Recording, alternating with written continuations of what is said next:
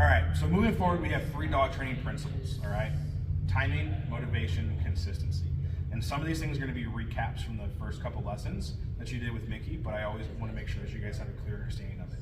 So timing is your dog's concept of cause and effect, all right? So this behavior equals this. Dogs have a 1.2 second understanding of cause and effect. So what that tells us is we have a very, very short time for the dog to understand the repercussions, whether positive or negative, for that behavior they're showing. Does that make sense? Yep. So dogs inherently are very in-the-moment creatures. If we don't correct, reward, or do something in the moment, they're not going to understand what that repercussion was for. So prime example, when I was younger, I had a dog. He was in the house, ate my couch. Sucks, right? Come in the door, and my dog's literally sitting on my couch. It's just turned into fluff. And I'm like so pissed off. This was before I was a dog trainer. Came in the house, I was so pissed off, and my dog didn't even acknowledge that I was there. He was just kind of in the couch and he was looking up. I was like, whatever. So I grabbed my dog and I threw him because I was so mad, right? Well, what I didn't take in consideration is what my dog perceived that correction was for. My dog, when I grabbed him and corrected him, was staring at my ceiling fan because a piece of the fluff had got up on top of the ceiling fan and was spinning the ceiling fan. So it was keeping his attention. From that moment forward, every time I went into a room that there was a ceiling fan, my dog freaked out. Wow. And it took me forever to put the dots together. Yeah. So because of the timing of my correction, my dog was now paranoid and terrified of fans. Right, you create all these extra unneeded situations. Right. I So- get that with the, like me trying to bribe Radar to come in. I was just reinforcing the fact that he could stay outside. Yeah, 100%, right? So that's why timing is our first principle, is because it's super important. Kayla really hammered that in. Yeah. She did. So because that timing window is so short, we use what we call markers, right? So most people have heard of a clicker, right? Yep. So a clicker is typically a positive marker. So if I tell my dog to sit, my dog sits, I go, and I reward my dog. So through classical conditioning, this becomes a positive, and my dog starts to learn that's a good thing. Good I need to boys, keep I doing it. get Mickey right before I reward. Correct. So because nobody wants to carry one of these, we use verbal markers, right? So for us, we use good for positive things, and we use no for negative things. Now that marker is a screenshot of the behavior. Does that make sense? So if I tell my dog to sit, what I'm waiting for is my dog's butt to touch the ground. Once that butt touches the ground, I say good, or I give it a click, Yep. right? And then my dog, after enough repetitions, associates this or the verbal that that's a good thing. I need to keep doing that thing. Yeah, I'm pretty hip on that part of it for sure. So for negative things, we use no. Now, I blanket everything that I don't like personally with a no. So dog that jumps on me, no. Dog's digging a hole in the yard or counter surfing, no. So then it's very clear to the dog that's not acceptable behavior, do something else. Or there's a correction coming. Does that make sense? Yeah, absolutely. Now, we can go a couple different ways with this. Like some people will have like secondary markers. Like for some people, no means that's negative. That's no, never, ever, ever. And then they'll use like a secondary marker of like, which means like, I do.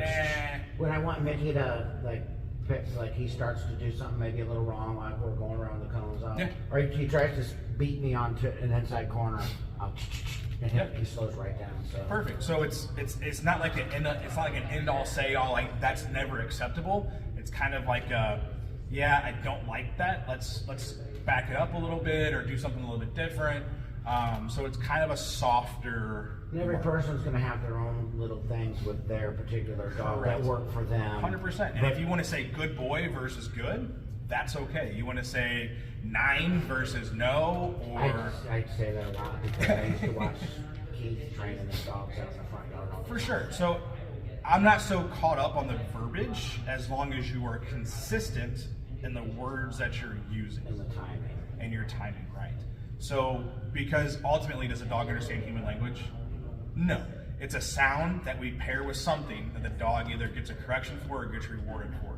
The first time I ever put myself like to actually understand how a dog thinks, and It's all like they don't those sit and things. think, they react. In the moment, correct, yep. And that really changed everything. Like, Yeah, so dogs inherently are predators and they're survival animals, right?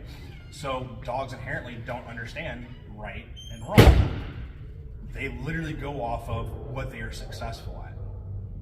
Because if they're not successful at something in the wild, they die, right? So the more times they're successful at something, they're going to continue to do that. And they'll get away with whatever they can.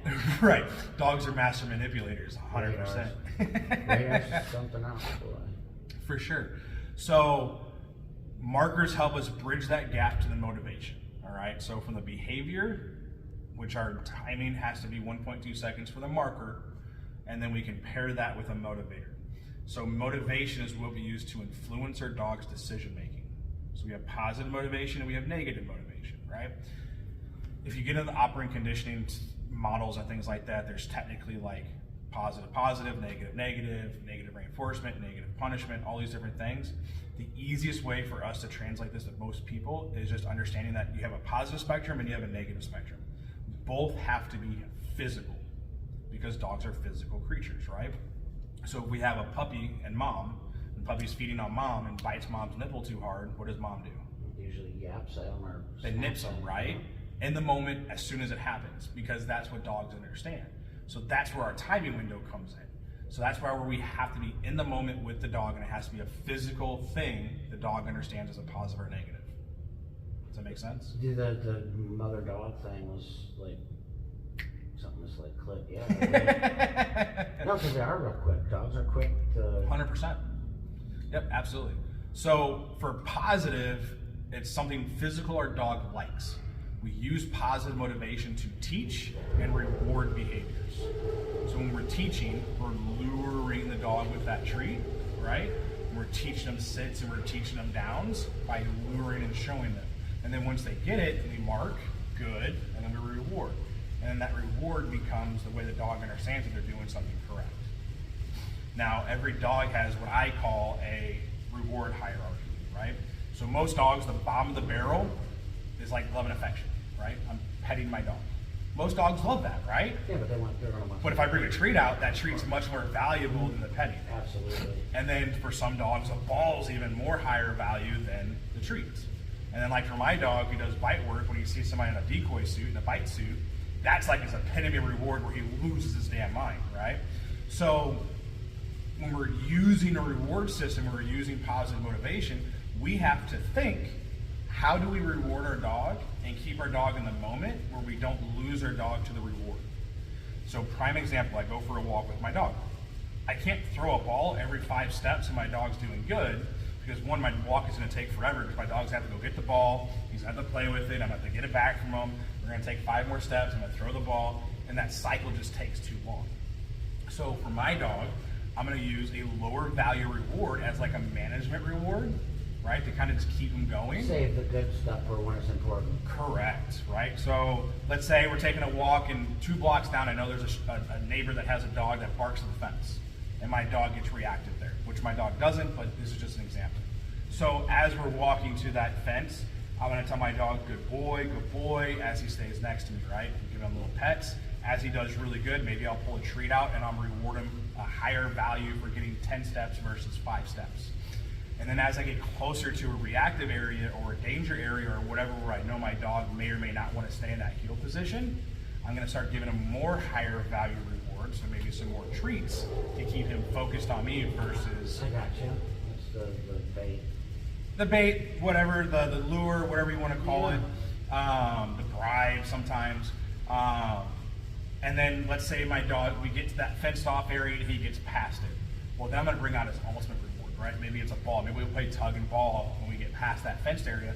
So then the goal would be eventually, he no longer needs the management rewards or the end reward to get past that. It just becomes a thing that we Natural just blow behavior past. because it's what he knows.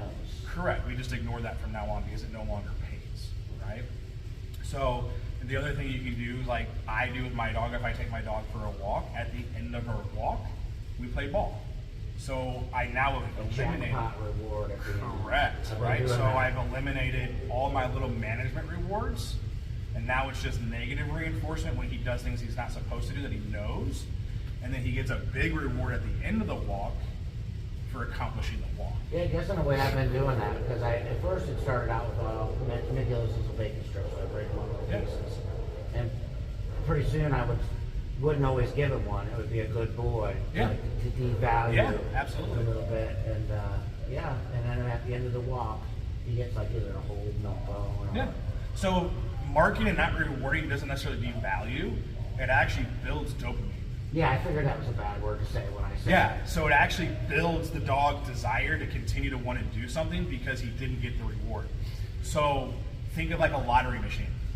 If you won every time out of a lottery machine and it was like 25 cents every time you won, get bored. you get bored, right? The catch of the lottery, the slot machine is that there's That's an example from that book, A Mirror. Your Dog is a Mirror. Correct, right? So it's the thought that there can be a reward, that there is a possibility you're gonna win, that drives people to keep doing it, which is where that addictive personality comes in, because in their mind they're like, oh, I could win this. I These can. dogs have addictive personality. Correct. So we leverage it, right? Yeah. So that's the positive side, right? And it could be anything, like I can use a ball, I can use petting, it could be, you know, maybe my dog likes Taylor snuggles. shows me these, like, instead of just patting him on his head, these long strokes down the body. Yep, that's one way. So there's, He loves it, those. it can go a bunch of ways, right? Sometimes I just scruff my dog's ears and we keep walking. Sometimes I give him one big, long, calming pet and we keep trucking. So it just depends on the situation, depends on, and you're gonna know as you go through these things with your dog. I've switched him to left Yeah, completely. Just out of the mood. yeah, absolutely. So the negative side, and this is where a lot of people get confused. A lot of people think negative motivation, negative punishment, you know, it's something hard, it's something harsh, and that's not the reality of a negative motivator. A negative motivator is something that the dog perceives as a negative, all right? So literally a leash. Most dogs go berserk when they see a leash, right? Because it's a positive. They're gonna go for a walk. It equals fun, it means freedom. Some of them nose them on the counters to encourage you to take them Correct. for a Or they walk. go grab them themselves and bring them to you and say, let's go for That a would be walk, nice. right? I'd have to agree, I guess. So, but a leash can absolutely be a negative too. I can give a leash pop, which is a correction. I've seen people take the handle and pop the dog in the nose, which I don't agree with, but that's a negative, right? If I apply leash pressure, that's technically a negative. So even though it's a negative, it's something I can use to correct my dog still perceives it as a positive. So this is where learning occurs with your dog. Our e-collar. When we introduce the e-collar to a dog, we introduce it with that same thought process as a leash. It equals fun, freedom, and food. So now when our dogs see e-collars, they lose their damn mind. Mickey hated before when I would put on the prong collar. Yeah. Hated it. Because in his mind it was all negative. Now he runs over and sits down and waits patiently because he knows he has to sit before I even start to put it on. For sure. And he's wiggling and squirming. For sure, because now we've changed the thought process, we've reconditioned the thought of what this means, and now it means fun, freedom, He food. would rather train than play, I think. Most It dogs is would. play to him, I think. Absolutely.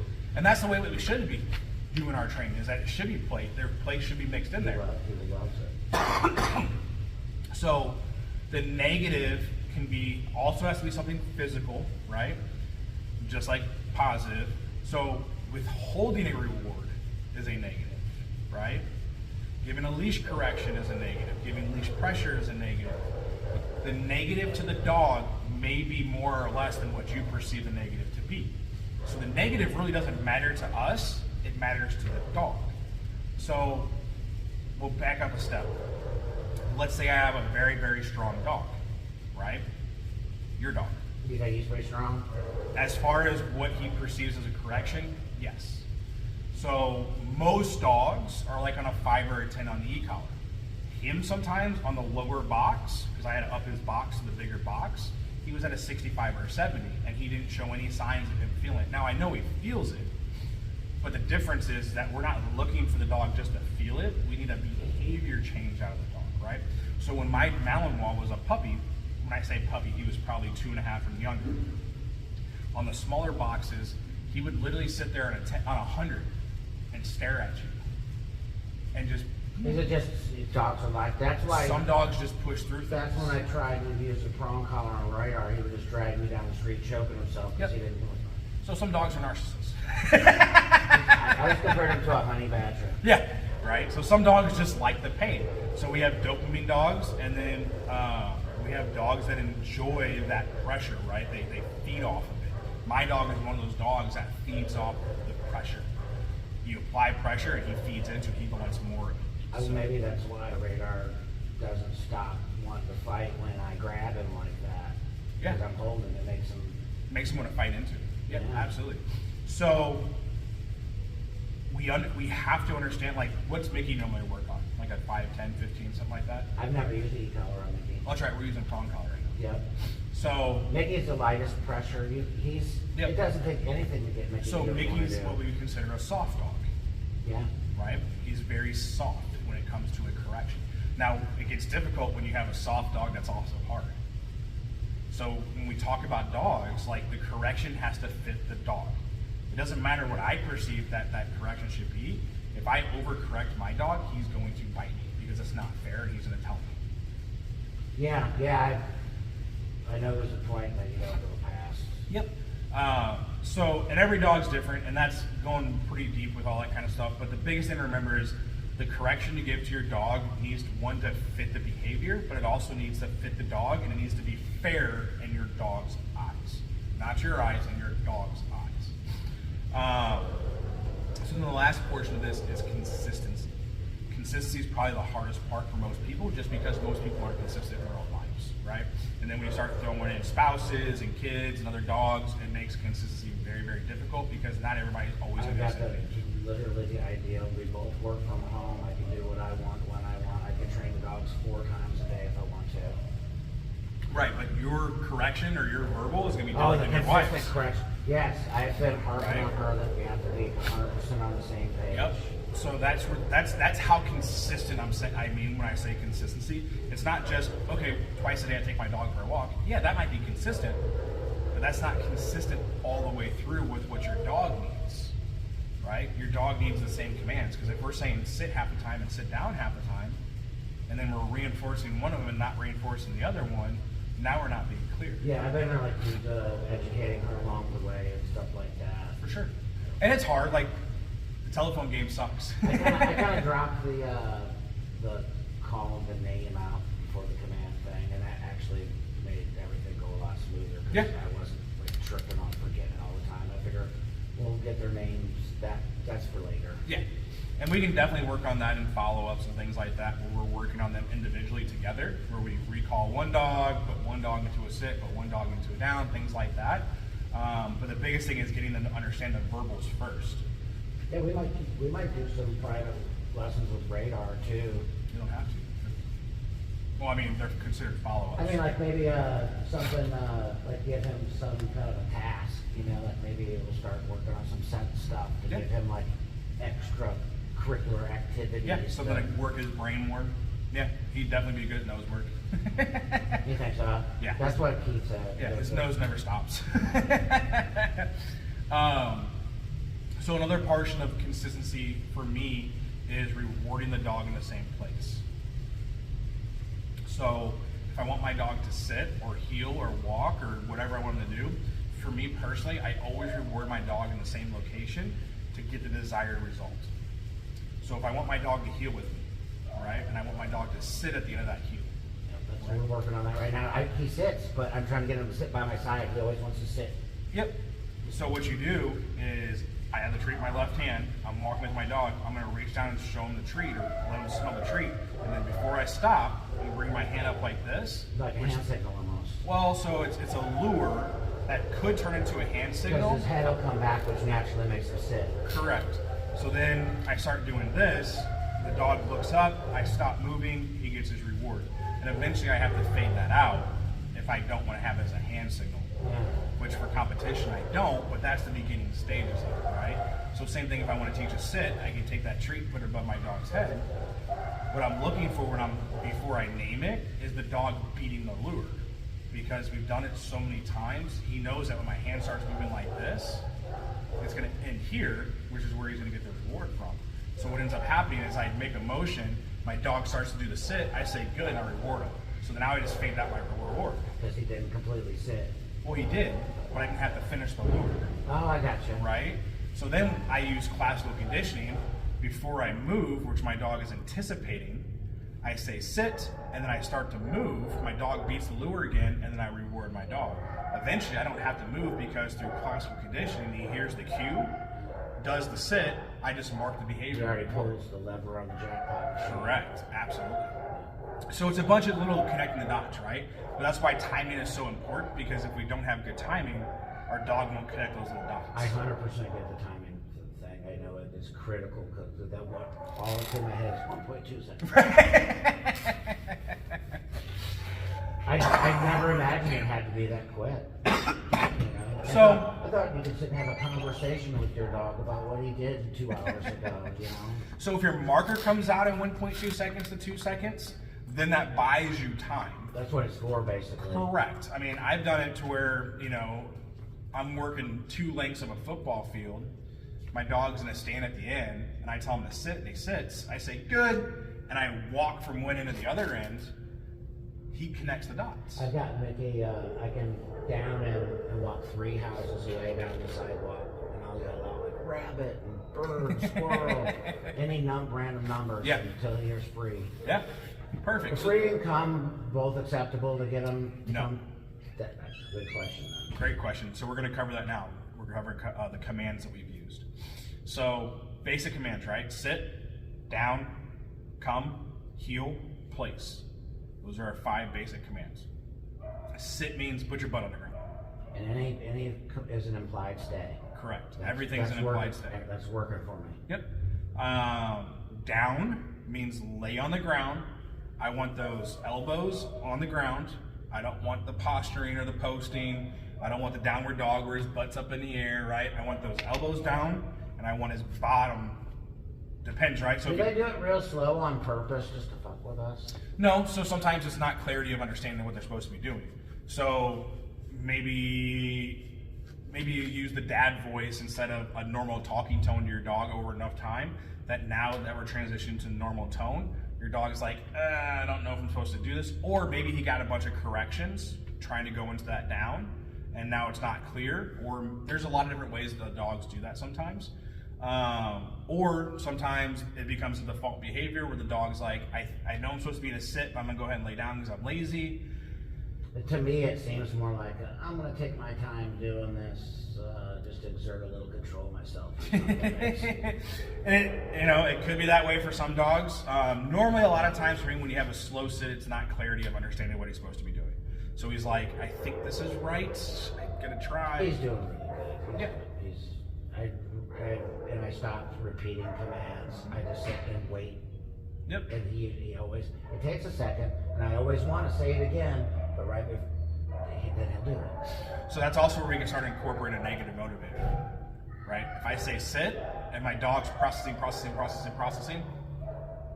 and then he slowly does it, he is not connecting the dots, or there's not enough motivation for him to go into that down. So you can lure and drop him down, or you can apply a negative motivator, leash pop, leash pressure, to get him to comply faster, and then release the pressure, and then reward him. So there's a couple different ways you can speed it up. So instead of like down, and then he doesn't do it, and then point to the ground, it should be a little or something. So I would do physical first, so leash pressure, because if we're using another auditorable cue, now we're giving them multiple cues for the same command, and then now we're adding more than what we need. Because then out of that will become part of the overall command. So if I say down, and then I wait and I go, tss, and then I make him go into a down, now the down command is down. The simpler the command, the better. KISS method. Keep it simple, stupid. Gotcha. Very good. So with consistency, bringing everything together with the commands, using the same verbal is crucial. Now, don't get me wrong, dogs aren't stupid. So if I say sit and sit down and I interchange them, eventually they're going to figure out it means the same thing, but it's just going to slow down the process. And even like maybe the same tone, like when he's rewarded with like a good boy and a pet, like amp my voice up to show excitement. Yep. To So when I'm giving commands, I end up becoming very monotone. I have a conversation like this with my dog. I don't change my tone a lot. But when I release my dog or give a positive marker, I typically use a higher pitch voice.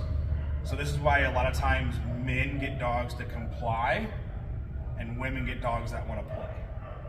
Because we typically have a deeper voice, dogs cue off of that differently than they do a higher pitched voice, which is why sometimes women have a harder time working with their dogs, because when the dog hears that higher pitched tone, it's playtime. So tone can be a big thing to benefit you as well. You gotta be careful with it because, like I was saying earlier, the mom and dad voice. If I say sit, sit, sit, sit, sit, and I end up screaming at my dog. It starts becoming negative. Well, it's not when it becomes a negative, but that scream becomes the command now because that's the only thing I'm reinforcing. Ah, yeah. So then he got 10 chances. I have to wait for him to get loud before I sit. Right.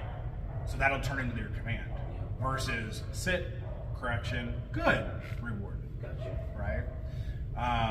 And then with that, frustration goes directly down that leash. Right? So if you're getting frustrated because your dog's not doing what you asked him to. I stop and I take a break. 100%. And I pet him and I just relax. Yep. And that was probably what I thought was going to be my biggest battle, but for some reason it just became easy. Yeah. So for me, like when I'm in the moment working with the dog, I don't get frustrated.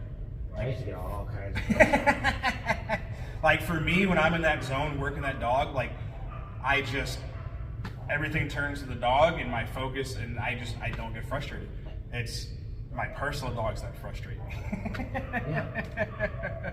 So, would you say Radar is it I created him, or his personality type is just like a little bit hard to handle for the average person? It's probably a handful of both. So he's already kind of a neurotic, so we have drive and we have energy, right? So drive is something that's directed, so it's prey, it's food, toys, whatever. And then you have energy. So Jack Russell Terriers are typically like high energy dogs with no outlet, right? They don't really have food drive sometimes. They don't have prey drive unless it's like a rabbit or a squirrel. So you have these super high drive dogs that are just there's no outlet for that. So he's kind of one of those higher drive or higher energy dogs that we have undirected drive for, and then which is why he works for the frisbee and the ball and things like that, because now we have to direct that energy at.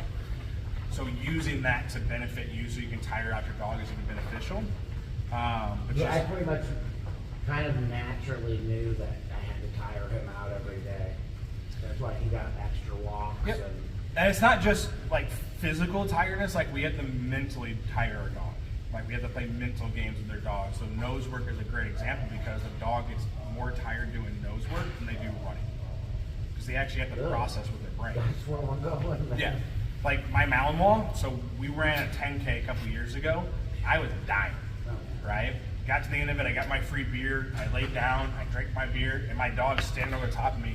The entire 10K run, he didn't open his mouth once to breathe hard. And I'm just like, and he's like standing over like, Dad, let's go. We're still running, let's go. And I'm like, no, I'm done, right? You will see a dog that's completely physically exhausted, go sleep for 5 minutes or go relax for 5 or 10 minutes, and then he's right back ready to go. Mental exhaustion, your dog will be done 5 times more over than physical exhaustion. Good. So I've seen dogs that are high, like my dog does nose work, he does odor detection. I've seen him do something very, very physical, bounce right back from it, but nose work, he will pass out. So mentally exhausting a dog is far better than physical exhaustion, but they need a combination there of both. You can't just rely on one or the other. So I'm looking forward to finding things we can do with Radar to yeah. And if you, so in the meantime, if you go on YouTube and just search dog mind games, there's a plethora of. I've tried my best of like infecting what I'm learning from you guys with a bunch of outside YouTube stuff. So the mind games are good and they're cheap. So don't go buy the $30 puzzles because your dog will figure them out and then you just wasted $30. The mind games on YouTube, they show you how to build them out of trash, basically 2-liter bottles, sticks, things like that. And Radar loves milk jugs. I take them away from them like before the end of the day because it gets to the point where I start shredding them. Yeah. They'll run around the yard and they'll jug like it's the best It's the fucking sound. dog in the world. Yeah. All right. Any questions over timing, motivation, consistency, markers, the commands? Does that not make sense? You know, the crystal clear. I'm pretty well instructed. Cool. So before we get to the e-collar, we have 3 types of pressure. We have leash pressure, physical pressure, and e-collar pressure. Everything stems from the leash. That's where we start with everything. Leash pressure, leash pressure, leash pressure, right? That's why harnesses are a complete waste. Correct. Yep. There's no way to correct your dog. It's like, you're going to be free, but I'm Right. just going to hold on to you. Right. So when I want my dog to sit by using leash pressure, I go up with my leash. It pulls my dog's head up, no different than if I had a treat. Pulls my dog's head up, their butt drops. Once their butt touches, good, reward. Same thing for down. Now, in the beginning stages of teaching leash pressure, because dogs have what we call opposition reflex, when they feel pressure, they want to pull against it. Right? So that's why you have dogs that drag you down the sidewalk. Because they feel that back pressure and they just naturally dig into it. It's the reflex. Like a sled dog. They say that in Correct. that book too, I think, and then Dogs in Mirror book. Yep. So it's a reflex though. So just like when you go to the doctor and they hit your knee and you kick, you have no control over that. Dogs have no control over opposition reflex. It's a reflex. So we have to teach the leash pressure. Some people say it's teaching the dog how to give into it. I teach people that it's a steering wheel, right? I'm giving directional help to my dog. So if I want my dog to sit, directional up. My dog sits, good, reward. That joystick on your dog. Yep, it becomes your steering wheel, right? And then your pinch collar becomes your power steering because it magnifies your pressure. So if I go down, that's my down. If I give pressure towards me, that's come. If I go to a place cot, I go through it, the middle of it, my dog gets on it, good. And then for loose leash walking, my pressure is the release of pressure. I don't want my dog to feel pressure, right? So if my dog goes left, I go right, they get that pressure, they come back, which releases the pressure, then they get rewarded. I've been using the other hand to keep a loop so there's not pressure while we're going around the circles. Yep, absolutely.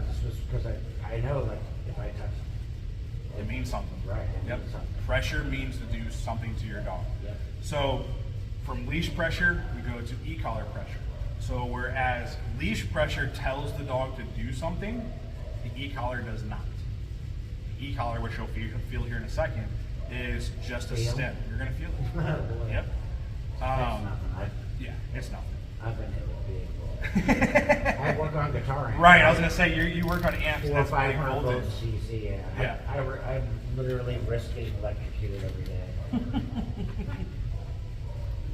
So we can't teach e-collar until the dog understands leash pressure and the dog understands the verbal, because we have to pair the verbal and leash pressure to get the e-collar.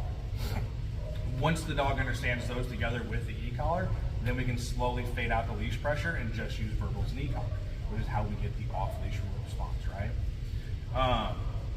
And then we have physical pressure. Have you ever had that awkward friend that's like in your face when you're talking to him, you're like, dude, back up. Yeah, I've carried myself in a way in my life that most people. You know what I mean? That- You just create that bubble around you. most people know that. But yeah, I know people like that. Yeah. So that's physical pressure, right? So they're using their physical pressure to manipulate you. You can do that with your dog. So if I tell my dog to sit and I'm creating distance and I walk away from my dog, especially Radar wants to be next to you. As he breaks to come to you, and you say no, and you step back into your dog, he's most likely going to put himself back into a sit. And you do that with physical pressure by coming toward your dog. Physical pressure isn't just that though, it's also physical manipulation, right? I can touch my dog's butt, help him put into a sit. It could also be eye contact. Okay, that's good because when I've been trying to get him to, when we stop in the heel and he sits instead of sitting sideways, I've been kind of guiding his butt down to try to, like, this is how I want it. Then, Yeah, so that's physical pressure as well. That kind of physical pressure though, we want to try to fade out as fast as we can, otherwise dogs become reliant on it. And that's where your marker comes in. There's a bunch of different techniques for that as well. So we'll probably have to do a couple of those today with Radar because he's going to be so excited. He's going to need some help, oh, I can imagine. right? So that physical pressure is what I call helping the dog. when we get to a certain point, sometimes the e-collar, sometimes the leash isn't enough. Sometimes we need to give physical help to the dog because the environment isn't conducive for the dog to understand, or maybe they're so tunnel vision because there's so much stuff going on, or they're so wide out and there's too much going on. So physical manipulation is a great way to help the dog. Eye contact can also be physical pressure, right? So when dogs lock eyes and they're staring at each other and they're waiting for one of them to make a move, that can be a way they start a dog fight. So physical can also be eye contact. All right. Come on.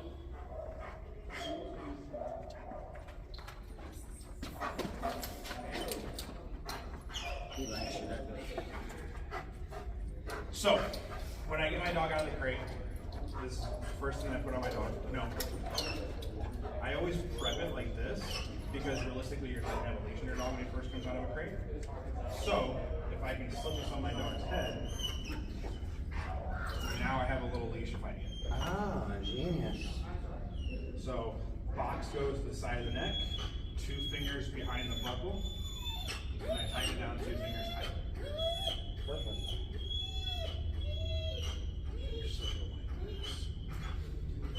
So I do this little bow tie because it's a reference for me. If I bow tie it and it's on the back of his neck, that means the box is on the side of his neck. Gotcha. You can trim this, but No, I totally get it. yeah. And then what I Just do a reference to look at. Yep, this. is just brush it through his fur a little bit, just to make sure it's touching his skin. Gotcha. Good boy. So, first command, we know place. We did it with Mickey. Just gonna reiterate it with him. We're working on place to place right now. So, no, come. I'll get out of range. You're fine. Radar, place. Settle down. What can I tell you, buddy? Sit. Good. Good. So we got place. Place. Come on. Get those wheels turning, bud. Good. Sit. Good. One more time. Place. No. So directional help. You collar in place. Good. Good boy. That was you were using just a little constant. Just a tap. Yep, that is tapping. So, like I said earlier, right? I use the leash, that's your steering wheel, that's my directional help, and then I reinforce it with my e-collar, right? Good. No.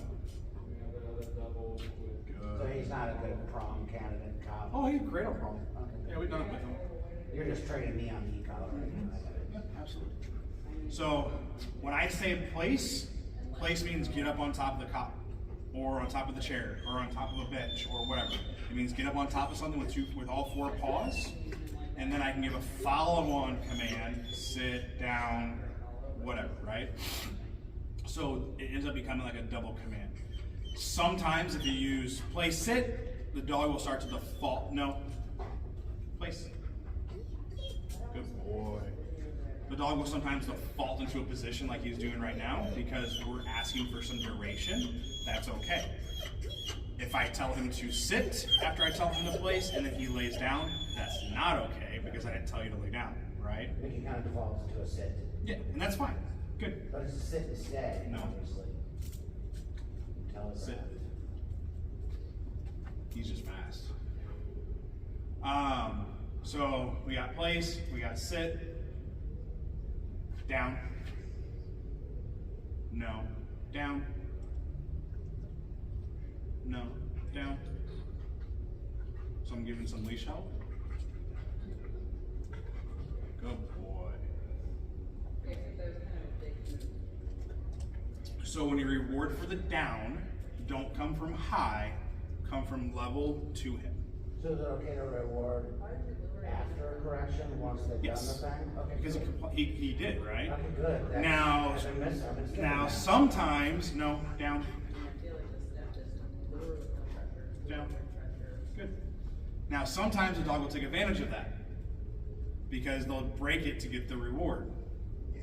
So if your dog is constantly breaking to get rewarded, because you'll be like, sit, the dog pops up, no, correction, reward. Yeah, exactly. And then, he's just doing I it wouldn't too. let that happen. Yeah, so if you start catching things like that, the dog's starting to manipulate you, no, down.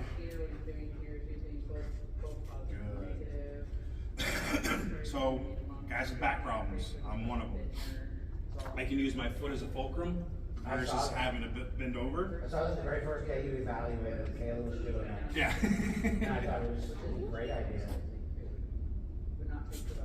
Boy, down. He's a good catch. My 9-year-old still can't catch me. So, again, implied stay. So I say down. That allows, no, cheater. Down. Down. Good boy.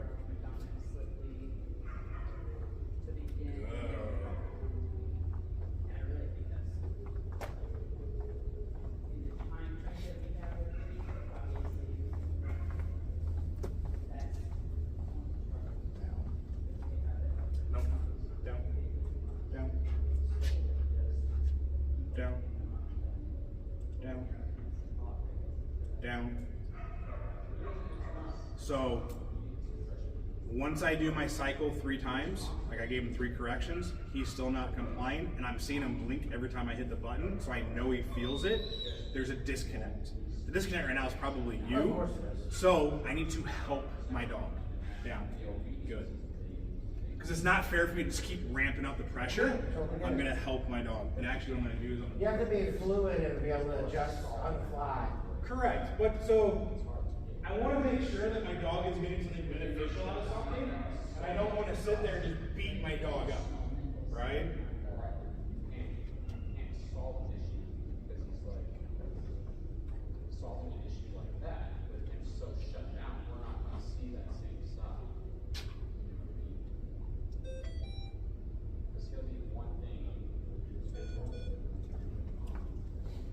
It's so you can hear me. No, that's cool. So you can hook it up to a Bluetooth speaker. That's, Well, so it's not a Bluetooth, it's same frequency as the collar. okay. I wish it was a Bluetooth speaker like playing music off of it. All right, so we got sit down, place, loose leash walk. All right. So also with the place command and any command, I don't have to free my dog. No. Good.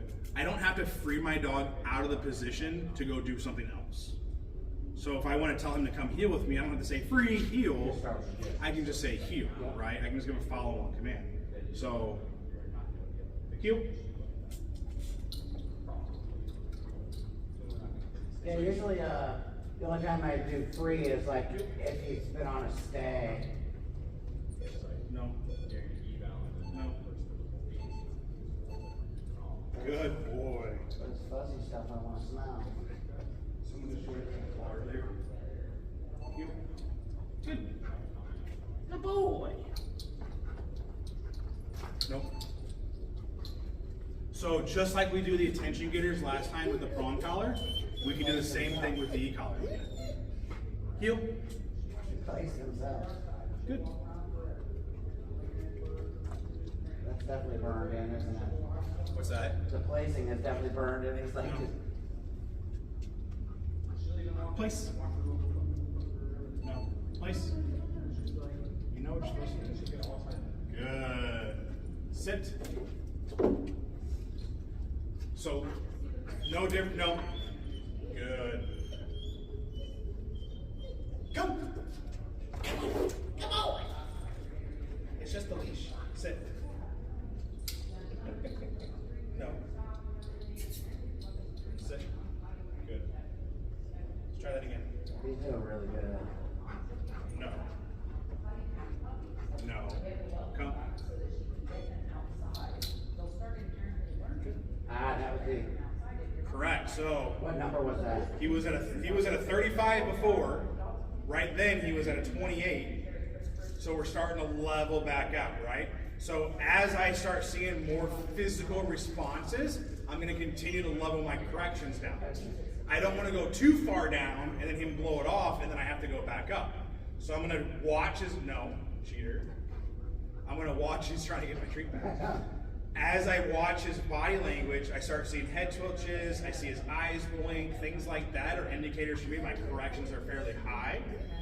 I'm okay with an eye twitch, and I'm okay with a little neck twinge. What I don't want to see is what we just saw, where he went like that, right? Heel. Place. Good. Down. Down. Down. So we see the eye blink. Some of that help. Good. Down. Come. Come on. Come on. It's just a leash. No. Come. There's situations, there's understanding there. Good. And there are plenty of dogs who watch you clean it up and go, oh, look, there was my mom. Good. And the human picks it up and cleans it up. Wow. Good. I'm impressed, considering what you started with. Place. Down. Working miracles. Down.